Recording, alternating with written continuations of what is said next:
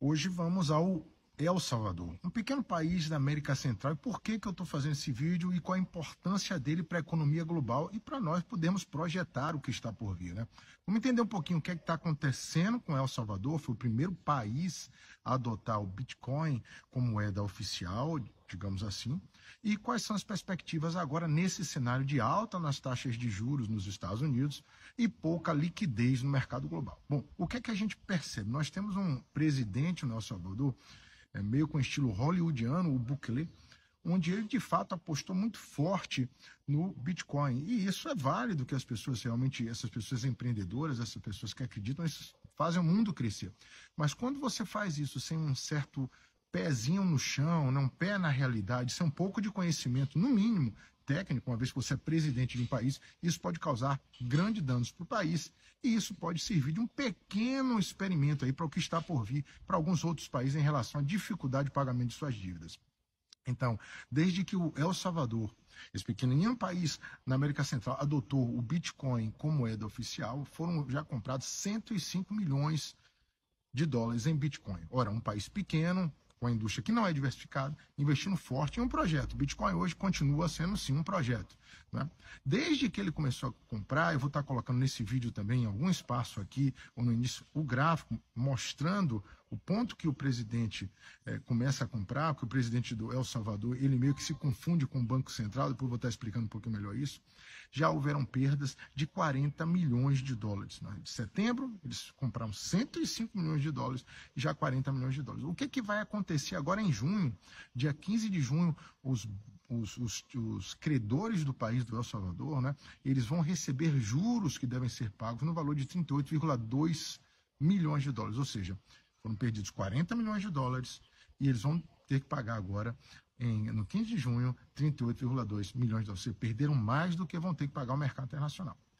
No mês seguinte, eles têm um valor superior a isso, 183 milhões de dólares que eles vão continuar e ter a necessidade de pagar. Ou seja, no acumulado desse ano, de 2022, eles precisam pagar mais de 380 milhões de dólares em dívida, sendo que continuam sofrendo perdas. Porque o presidente ele adotou um estilo muito pessoal, né? O ex-presidente do Banco Central, quando eu falo presidente do El Salvador, lá tem um presidente do Banco Central, o ex-presidente do Banco Central, o Carlos Acevedo, né? Ele diz que o presidente ele compra como nós, como a maioria, né, compra usando o celular. Então, ele acha que vai subir ali, ele vai lá e compra, e muitas vezes não acontece isso e continua caindo, principalmente agora com esse momento global de escassez da liquidez.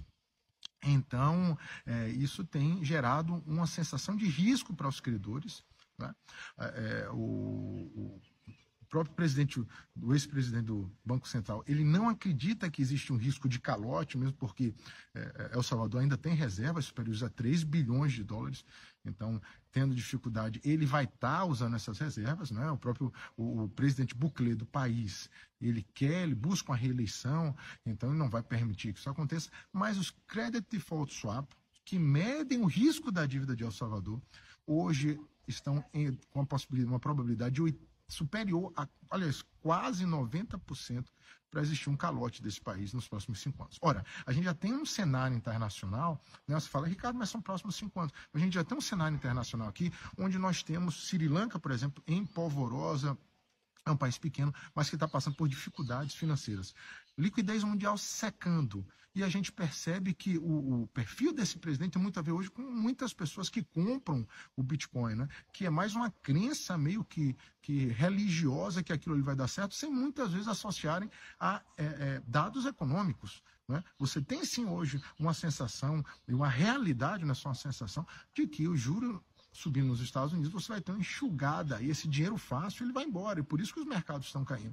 E a gente percebe um erro crasso, um erro forte aí desse presidente, virando meio que jogador numa situação como essa. Ora, numa situação de risco forte, você como investidor, imagine ele como presidente de um país, deveria estar se acautelando e vendo qual é a probabilidade maior daquilo acontecer e não só estar comprando para fazer preço médio ou algo desse tipo.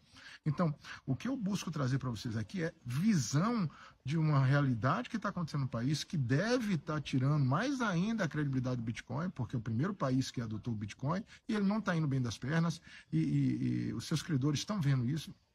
e a própria filosofia do investidor, aquele que entra comprando sem um conhecimento técnico, né? O ex-presidente do El Salvador devia estar bem assistido e não está em relação ao cenário mundial e não está entrando comprando, principalmente num país tão fragilizado, como pode ser também pessoas aqui que usam finanças das famílias para estarem comprando algo que elas não conhecem plenamente. Então fica a dica, essa história aí do El Salvador, Equador não, El Salvador, vale muito a pena para você estar analisando e fazendo um comparativo aí, qual é a sua situação hoje, como você vê esse mercado e suas finanças relacionadas ao Bitcoin. Né?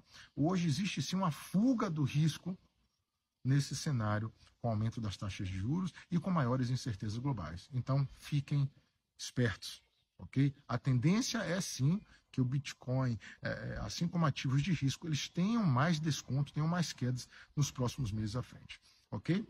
Gostou do vídeo? Compartilha. Dá um like, motiva o nosso trabalho, isso é bacana para a gente voltar a fazer esse trabalho para você.